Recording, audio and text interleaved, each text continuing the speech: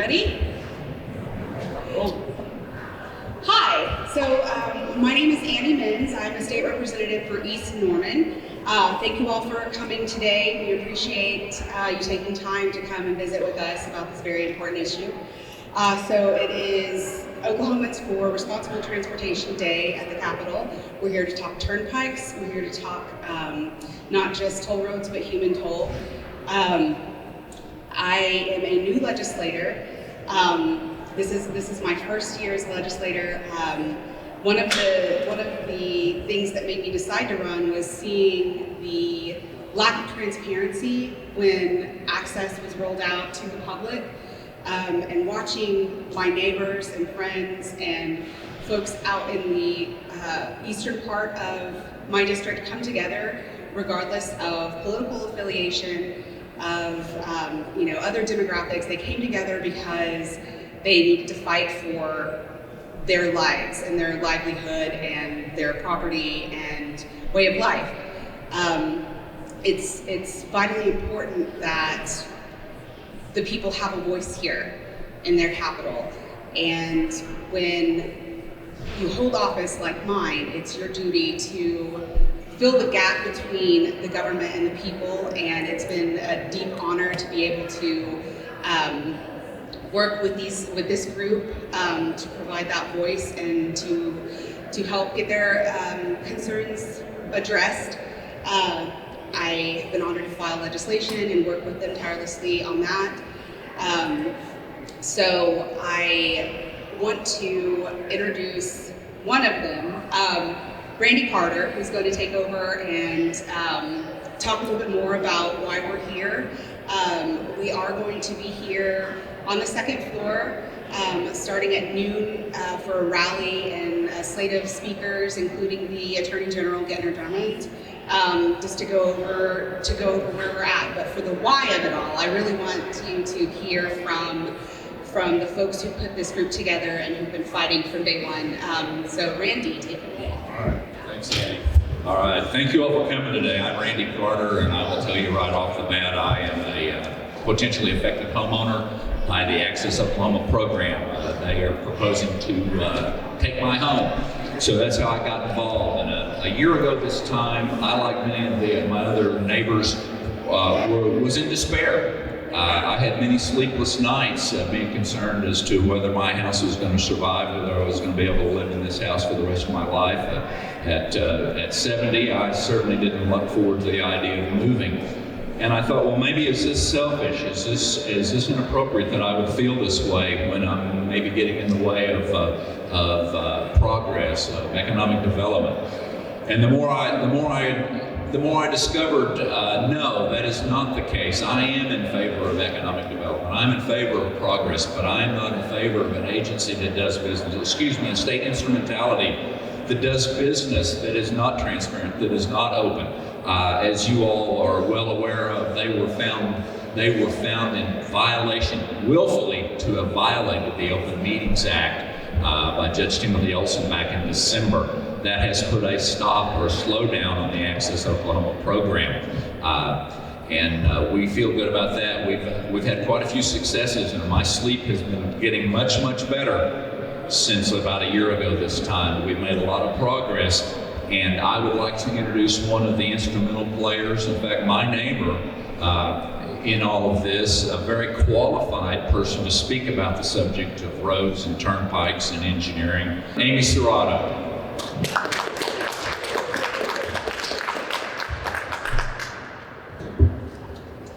Thank you for coming.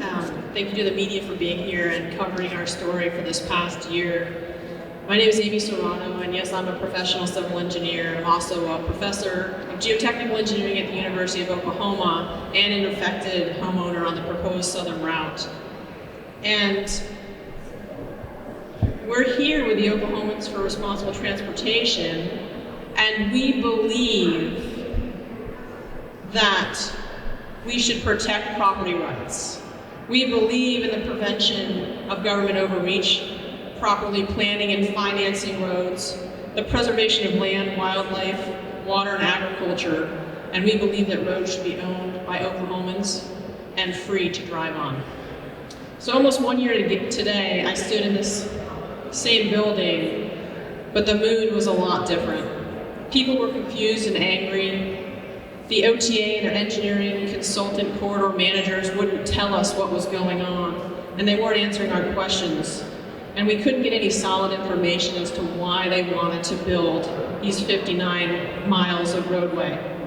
As a citizen and property owner, I was exceptionally distraught that a proposed turnpike was threatening my home and more than 600 other families in my community. And as a professional civil engineer, I was outraged and confused how this instrumentality of the state could so poorly justify and plan 59 miles of 6-lane turnpikes in secret without any municipality or public input, and only provide one option that was probably the most destructive option that they could have chosen.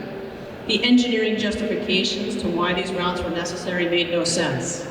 The proposed routes made no engineering, economic, environmental, or ecological sense. There weren't even any studies performed when they announced the routes, which was baffling. And 1 year later, there are still no studies. The routes were geologically destructive and a disaster in terms of human impact. Proper engineering and fiscal protocols were not being followed, and there was an absence of due process and transparency. That's kind of why we were so upset at the whole process. And we formed Pike off OTA, and now the Oklahomans for Responsible Transportation, to take care of this. To top all the reasons off, all those reasons that I said off, these routes weren't even legislatively authorized. The feeling last year was a complete loss of control of law and order. I was facing the threat of eminent domain from an instrumentality of the state that couldn't engineer their way out of a paper bag and was ignoring the law, but somehow had never in 70 years faced any consequences for their willful violations of the law and their unethical conduct repeated ad nauseum turnpike project after turnpike project. So now fast forward 1 year. All those sentiments that I expressed about the proposed turnpikes through Cleveland County are still true. There's still no sound engineering justifications. The routes still don't make any engineering, economic, ecological, or environmental sense. The routes still are not legislatively authorized, which we are currently awaiting the state Supreme Court to agree with. But the mood has drastically changed. Now instead of despair and anger, we have staunch resolve and optimism because we're winning, because the truth is winning. Through a strong community of dedicated volunteers and citizen activists, thousands of open record requests, and a year of battling through legal, legislative, and media fire hose training, I know that the Oklahoma Turnpike Authority doesn't care about planning or designing turnpikes that make engineering or fiscal sense. And what I know now that I didn't know then was that the OTA coming to take my home and 600 others for an unjustified and unnecessary turnpike wasn't an isolated blunder, and that our Cleveland County catastrophe wasn't a localized conundrum.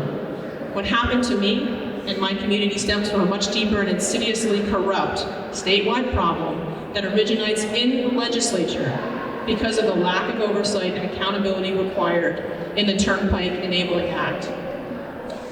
So the OTA, as you know, has always had a strong, well-funded lobby of fat cats waiting to drink from the proverbial golden spigot. And they have managed to legislate themselves out of any engineering or fiscal oversight or accountability for decades. These lobbyists have continued to convince each batch of new legislators not to pass any legislative reform to protect the people who elected them. And according to the lawyers, the OTA can do whatever they want, whenever they want, without reproach, and should be allowed to keep acting in that manner.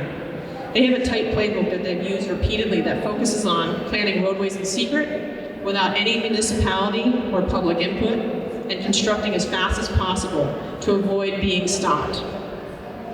They avoid the competitive bid process and have preferred contractors they significantly overpay to remain silent and compliant. Due to a legislative blunder in the 1950s called cross-pledging, the OTA stays in debt to avoid turning over any of their toll roads to the public, and they use their best performing toll roads that have been paid off for decades to pay off their underperforming toll roads, which make up a majority of their system. The OTA is a money laundering pseudo-state agency, otherwise known as a public-private partnership, that has sovereign power of eminent domain, but no state or fiscal operational oversight. The OTA creates wealth for the preferred circle of elites, including the bankers and bond officers, engineering design consultants, heavy highway contractors, surveyors, bridge builders, and land and real estate developers by destroying Oklahoma citizens' private property rights to build roads that less and less people travel on each year. Sound engineering and fiscal responsibility be damned. The Oklahoma Turnpike Authority has become untethered from the Turnpike Enabling Act and gone rogue, recently building 2 unauthorized and illegal turnpikes, including the Kickapoo and the Gilcrease, both planned in secret with an expedited construction schedule giving the public no time to stop them. Because no one stopped them, they thought they would continue to steamroll Oklahoma citizens with the 59 miles of toll roads through Cleveland County using the same exact playbook. But for the first time in 70 years, the Oklahoma Turnpike Authority ran into some serious trouble. They came to Cleveland County and ran their toll roads through a professional engineer and a bunch of lawyers' homes, and a bunch of concerned citizens got angry and want to hold the Oklahoma Turnpike Authority accountable. They thought we wouldn't be able to mobilize quickly enough to stop them, and they were wrong. Not only did Pike OTA and our partners step up and fight them successfully, we mobilized our Oklahomans for Responsible Transportation legislative group to help Oklahomans fight the Turnpike Authority statewide.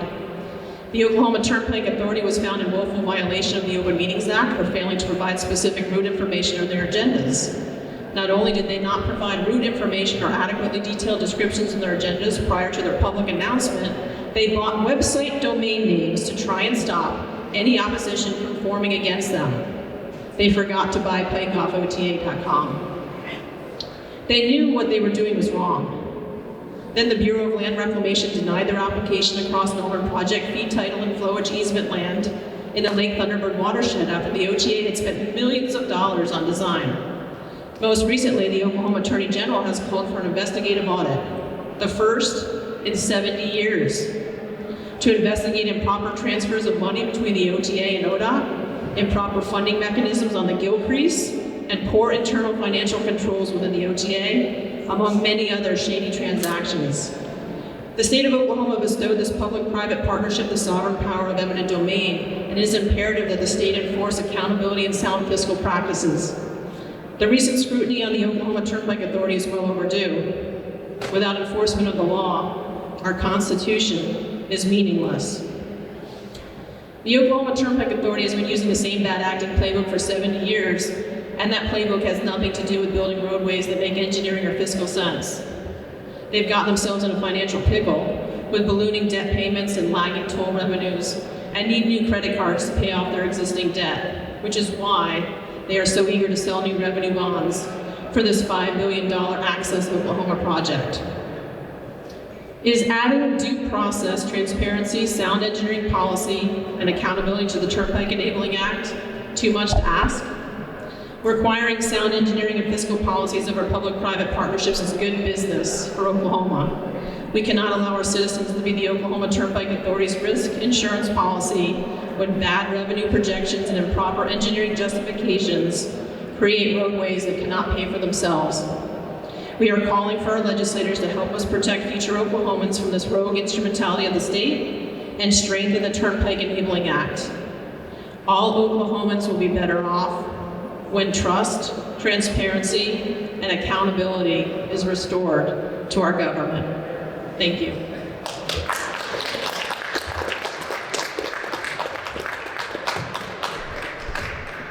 Amy and our other speakers will be available to answer questions after we conclude with our planned presentation, so hang on for that if you guys would like to talk to her.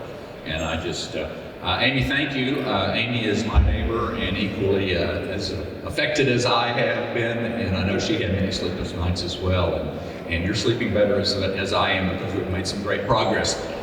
We have effectively kept the Oklahoma Turnpike Authority out of the bond market with the lawsuits that are pending on the Turnpike Authority because they have to go before the Council on Bond Oversight to get their bond application approved.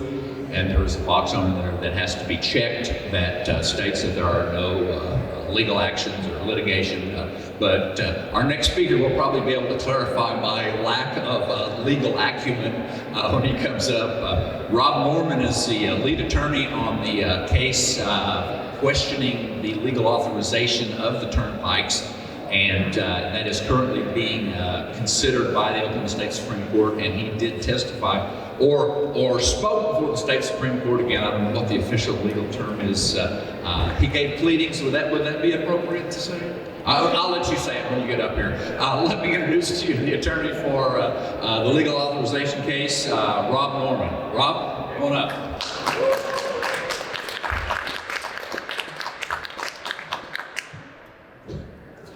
Okay, thanks to everybody who's here, the media, everyone. This is definitely newsworthy things. I'm going to shift gears a little bit. I'm going to use a lot of analogies. What we just got done with, if you haven't figured it out, Amy Serrato is a civil engineer, but she's kind of become our Joan of Arc of this whole thing. She will lead us right into battle whether we want to go or not. It usually heads us in the right direction. I'm a little bit of something else, and I'm going to try to get this done without getting too far down in the weeds and legalities and boringness and things like that. We're here kind of, look up. We've got the rotunda, we've got the dome, we've got beautiful murals, we've got everything here. We are at the place where law and politics and justice all intersect. We had oral argument in front of the Supreme Court here in the old place in November. We're currently trying to get good common sense reform legislation in. And of course, we have a number of court cases, kind of two streams of court cases going on. And what I like to say are the court battles, they're kind of like the battles. You know, nation states have disputes and they fight against each other. Parties go to court and they have adversary disputes where they try to say what you're doing is legal, what you're doing is not legal, and the courts decide whether what the law is. After you get done with your court battles, you have to make a lasting peace. And this lasting peace is about creating a new age and a new 21st century age of infrastructure in Oklahoma. We live under a mid-1940s, mid-1950s infrastructure, both in the law, in the courts, in the legislature, and out in the state of Oklahoma. And we need to change that. So first I'll talk kind of about the court cases, how those seek to change that. As Amy mentioned, the OTA kind of behaved in the 40s, 50s, up into the 80s and the 90s. They don't have many legal guardrails on them, but they behave. They largely stayed within their legislative authorizations. They would go out to a place in Cleveland County. The first time they tried to do this, they would ask and not tell. They would offer options along with their partner, ODOT, instead of just saying, hey, here we come with a turnpike. Too bad. They've changed. Now, as Amy mentioned, they've become untethered from the legislature. They realize they don't have many legal guardrails on them, and so they started doing a lot of what people do when there's no one watching. They stop behaving, and they start just doing whatever they want. And so we have 4 court cases, and as Stan Ward, who I believe got caught in some court conflicts, mentioned, there are kind of 2 strains of the court cases. They're kind of like 2 lighthouses that work complementary with each other. Right now, 3 of them are lodged squarely in the Supreme Court. There's a Pike off district court case. There is the OTA bond validation case. Those 2 cases kind of talk about the legal merits. Will the OTA be able to do this according to the guardrails that are on them? In other words, are these routes statutorily authorized? And of course, we've said since the very beginning, no. I'm in another side of Norman, and I'm not being run over by turnpikes. But what I did was I found out about this, as many people, including the federal government, other branches of state government, the legislature, instead of finding out about it through a fair open meetings process, we found out on Facebook. that they were doing this. We found out on Facebook, by rumor, by innuendo. Someone called us up and said, hey, they're running turnpikes through here. And the first thing I did was I looked and said, right up against the lake, on the wrong side of the lake? No. And then I looked at the other one and I said, no. Right on top of the lake? And then kind of looked at it. Everyone kind of figured out that the south extension was a problem right away. And I looked at that and said, yeah, I think these people are right. The south extension is not legislatively authorized. And then I did something that the OTA still doesn't do today. I actually read the whole statute. And then other people started reading the whole statute. And if you keep reading beyond legislative authorizations, you immediately found out they can't do the other one either. The east-west connector and the tri-city connector. They are legally unauthorized for another reason. And again, you have to be a little old-fashioned and a little new-fashioned too. You have to put your thinking cap on and you have to leave it on to figure this all out. It's not just something that you do real quickly on Facebook or you do with bullet points or things like that. You actually have to do the old-fashioned thing and read what the legislature did. And we had some crack researchers who figured out not only does the statute say what we say it is, folks back in the 80s and 90s knew it said what we thought it said, which was that these turnpikes are not legally authorized. So that's sitting squarely in the Supreme Court right now. Everyone wants to know, when are they going to decide? Well, they're going to decide when they decide. But here's a little clue to what's going on. The statute for the Supreme Court bond validation action that the OTA files tells the Supreme Court to put that piece of work at the top of their staff. Now, as you may know, the Supreme Court just recently made a very high priority abortion decision, which actually, if you look at the case numbers, that case number is just a little bit before the main Supreme Court bond validation action. It's a few cases before. And then there's another abortion case that's just a few cases before that. So naturally, I think what the Supreme Court has done is they've decided, okay, we've got this important OTA case, but the abortion cases, we got to get to. And they have. So my best educated guess is that the OTA bond validation case will be queued up. They're working on it now, and it will follow in due course after this second abortion decision is made, this first abortion decision has been made. We should have a decision pretty soon. Two other cases in the Supreme Court, one by Pike off OTA, that has some similarities to the OTA bond validation case. They both have the legal issues of, are these turnpikes legally authorized? But that case, again, people don't want to read the whole thing, and they forget about that. That case goes into a lot of what Amy went into, the lack of due diligence, the lack of due process, the running over citizens without properly figuring out whether these routes were legally authorized or whether these routes were good policy and complied with various state and federal laws. There's a thing going on there. And another thing you may have figured out, our case goes into what the Bureau of Reclamation did recently and said, no, you're too close to the lake. You can't run over the lake. Again, the OTA literally took out maps that were kind of amateurish maps. And if you look on their amateurish maps, it looks like they missed the lake, but they didn't. If you look on the Bureau of Reclamation's and the Corps of Engineers maps, you see that they were running all over the lake, all over all kinds of federal easements, all over all kinds of federally titled land. And the federal government owns this land and has easements to this land for a reason. You're not supposed to do stuff like run turnpikes through impaired lakes.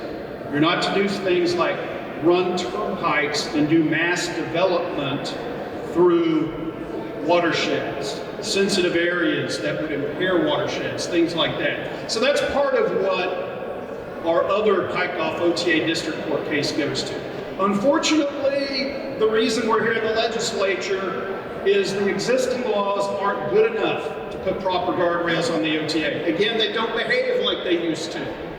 So we're here in the legislature trying to put some of those common sense guardrails along the OTA. Now, as I understand, it looks like Stan Ward is not going to get here in time, so I'm not going to try to steal his thunder and try to give you a real lowdown of the other two cases going on right now. But there is the Open Meetings Act case. The Open Meetings Act case, one reason we feel good about where we're going in the law is that was the first chance that a judge got to rule on the merits of one of our cases.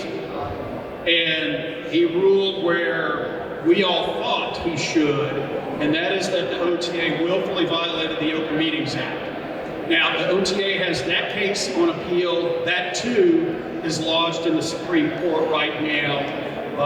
We feel confident about where that is going. And also there is ongoing the Key Tam case, which are citizens' efforts led by Stan Ward's legal team to get back some of this $42 million plus that the OTA spent in an illegal, invalid attempt to unveil this Access Oklahoma. In other words, the OTA will not seek to get that money back that they've spent predictably. So the state of Oklahoma's interest is to get that money back as state funds. And if the state won't do it, the citizens have to do it, which is what's going on there. That is the one case that's not actually lodged in the Supreme Court. Now, the two other Supreme Court cases, the Open Meetings Act case, the Pike District Court case, when are they going to decide that? Well, that too is kind of a fast-track appeal. Both those cases are fast-track appeals. Generally what the Supreme Court will do with those are going to stay in the Supreme Court. They're not going to wind their way up to the appellate process. Those generally get decided in well less than a year, 6 to 9 months. So we are at a point where we can see kind of the light on these legal cases. We feel very good about these legal cases. And then what we have to do when those come out is we have to build this lasting peace here in the legislature. What we have to do is we do have to put these guardrails on the OTA. We're going to be living in a world where there still is an ODOT, there still is an OTA. Of course we need good roads, but we're over turnpiked in Oklahoma by far. We are way over turnpike. The OTA has never considered things like I-335, I-435, finding transportation solutions on the other side of the lake, finding transportation solutions that don't destroy homes, that don't destroy the environment, that don't destroy water supplies. What good is it to have a road if you don't have clean drinking water? There isn't. What good is it to have roads that you don't really need, that you have better ways of getting around, moving freight, moving commerce, moving people? There are better ways. And that's what we offer here with Pike off OTA and with the Key Tam actions and the open meeting actions. We offer a better way. And we're going to be here at the legislature to start to work with the legislature, restore the rule of law, restore representative democracy, and have a good 21st century infrastructure. Thank you.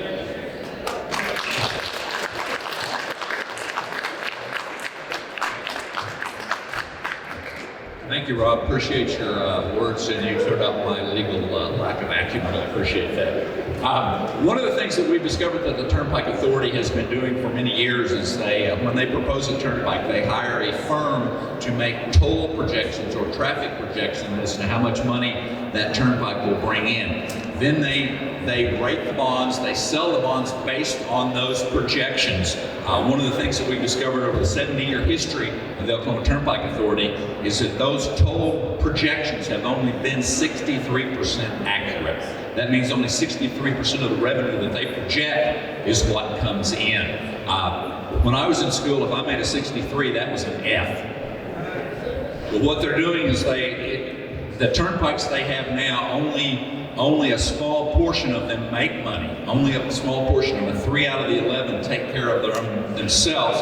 That money is used to pay the other turnpikes to pay off the bonds. At this point, It appears to us that the Turnpike Authority is unable to meet their bond obligations and maintain the turnpikes as they are. The reason that they are calling for this access program, in my opinion, is to generate more bond money in order to pay off the bonds that their existing operations cannot pay off. I have distributed to some of the media here, and I've got some more copies of it. One of our pieces called "The Kickapoo Turnpike is going to need a bailout." The Kickapoo Turnpike is performing inadequately compared to the toll projections, and if that continues the way it is, then they're definitely going to need a bailout. So you guys are welcome to check that out. I would like to, like Rob said, Stan Ward is not going to be able to make it today, unfortunately, and Rob, thank you for covering for Stan on that. We're going to close things out here, and then we'll be open for questions if anybody has any. I'd like to introduce one of our great cheerleaders in the House of Representatives who's been very supportive of our cause from the very beginning, Representative Jacob Rosencrans. Let's bring him up.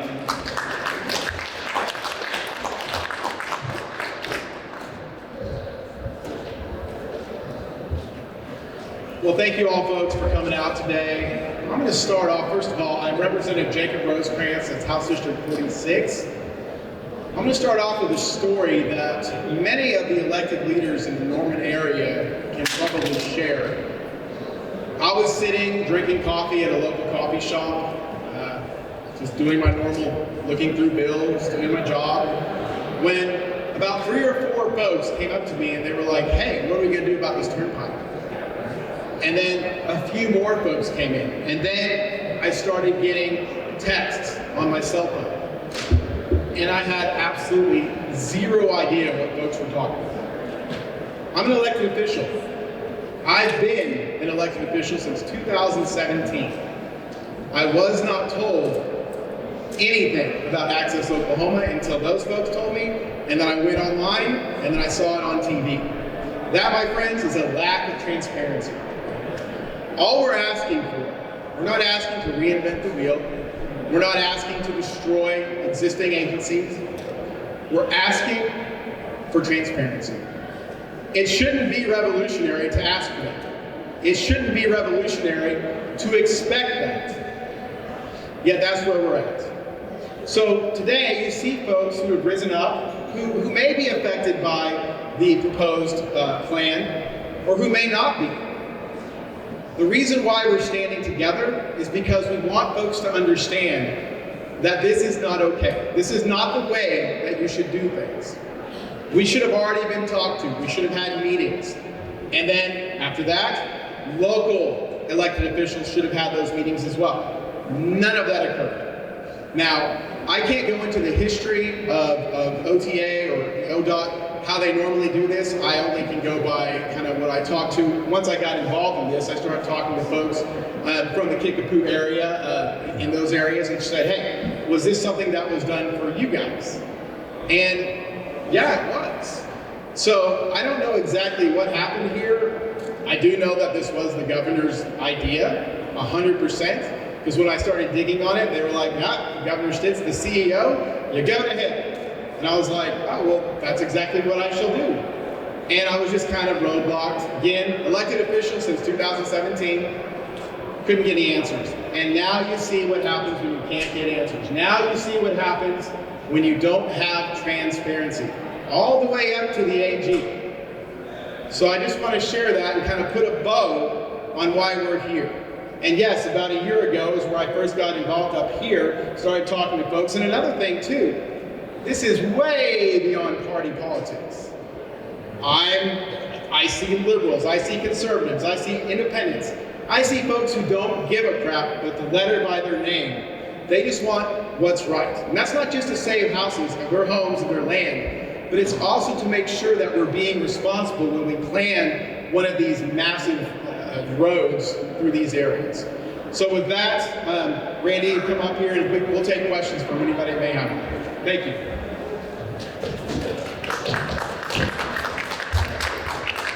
Thanks, Jacob. You've been on our side from the beginning. We greatly appreciate that. We will open it up for questions. If any of the media has any questions of any of our speakers, if we don't know the answer, we can make something up. No, just kidding. Okay. Any questions? What more legislatively would you like to see done for transfers? Thank you for the question. So he asked what were the legislative things that we are working on to see done pertaining to transparency. So there have been a number of bills filed by senior members, freshman members, senators, representatives, Republicans, Democrats, all aimed toward a more fair and transparent process. So we have bills dealing with Open Records Act. We have bills dealing with eminent domain. We have bills dealing with appointment processes for commissions. And as I said earlier, I'm Amy Menz. I represent House District 45 in East Norman. As I said earlier, I'm new. So I'm learning all that I can my first year, and one of the things that has become glaringly apparent to me in my first year is that in the House, they care a great deal about individual liberties and about the people and protecting their property. And so I've noticed quite a few bills come through and sail off the House floor that aim to protect the people, which is what our job is. And so the bills that I know I filed, that other representatives and senators have filed, we've been working together on those. They are still alive. We are working through them through this year and next year, and they are broad, not specific to access, not specific to East Norman, but more broad whenever it comes to those transparency issues. Thanks, Annie. One of the specific bills we are very interested in is Danny Sterling's 2263. Is that the correct number? Yeah, okay, 2263, it calls for the Oklahoma Turnpike Authority appointments to the board be changed. Right now the governor has all 6 appointments to that board. This particular bill is asking that the governor keep 2 go to the President Pro Tem of the Senate and 2 go to the Speaker of the House. We think that would bring more equity to the board, and we were certainly supporting that. It passed out of the House by a vote of 89-3. And it now goes before the Senate to be heard, and we are working on that. So that's one of our specific interests in the legislative process. Any other questions? I want to address the legislative question. Okay. There are a number of important legislative reforms, but one that has become very topical that I wanted to address was the concept of real notice. Annie Menz has been working on that too. Right now, the OTA doesn't really have to give real notice, as in just even mailing notice to property owners of anything, either when they're getting ready to roll out a turnpike project or when they're getting ready to come to the Supreme Court for final approval legally of a project. And that has had 2 terrible, disastrous effects in recent years on Oklahoma. One was the Kickapoo. They published notice of their case on the Kickapoo, and the right people didn't get noticed to be able to make the right arguments, people who were impacted to make the right arguments that needed to be made in that case. Second, and it's become very topical, is the Gilcrease. The whole Gilcrease conglomerate of a half turnpike, half regular road, and a bunch of people coming together in a public-private partnership went through without real notice to those folks out there. In other words, it went through the Supreme Court approval process by default. Why did it go through by default? Because all the Supreme Court, all the OTA had to do was publish notice of that case in a newspaper of general circulation in Oklahoma. Where in the world did they publish that? The Journal Record in Oklahoma City? Well, we don't know. We could probably figure that out. But the key is all these people that were impacted by the Gilcrease were not notified of this brand new, legally different type of way of putting in a toll road, so they couldn't come and protest back then because they didn't even know what was going on. And now we're finding out, backing up before that that there were likely Open Meetings Act violations before the OTA went to the Supreme Court to try to get this Gilcrease legally approved. So there's a case where if we would have been mailing notice to affected property owners, just put something in the mail, it doesn't cost you much money. The affected property owners would know that something is getting ready to roll right through them. Like, we were just lucky to find out because there were people active on social media and things like that, and active in the gossip world. It was a more highly populated area, it was a more legally organized area, things like that. But the folks around the Kickapoo, and especially the folks around the Gilcrease, got kind of snookered. They did not get noticed. Would they have been able to stop it in the courts? We don't know, but they never got a chance. Would they have been able to stop it up at the OTA and the open meetings process? Well, we don't know because they never got notice. So there, that's the kind of thing. Due process, real notice. And you're going to see that boiling up in the Gilcrease case. Thank you. What was your question? Yes, so is OTA spending money on this Clinton County turnpike right now, even as they're waiting for the Supreme Court decision? I believe that they are spending a little bit of money on their website. They have a notice that says they have stopped all work on the access program except for a small portion near the Indian Hills or the east-west connector. Am I correct on that? Yeah, so I don't know what the actual millions of dollars is, but every month they publish a register of payments, and they're still paying contractors on the east-west connector. So if you look on their payment registers, it'll be EWC 28001 through 28010, and then the Southern Extension SET. They've paid Cohen Associates, EST, CEC. They paid almost all 12 of their Big 12, the contractors that get work without competing for it. They paid them in the last month on the SET, the Southern Extension, and East-West Connector.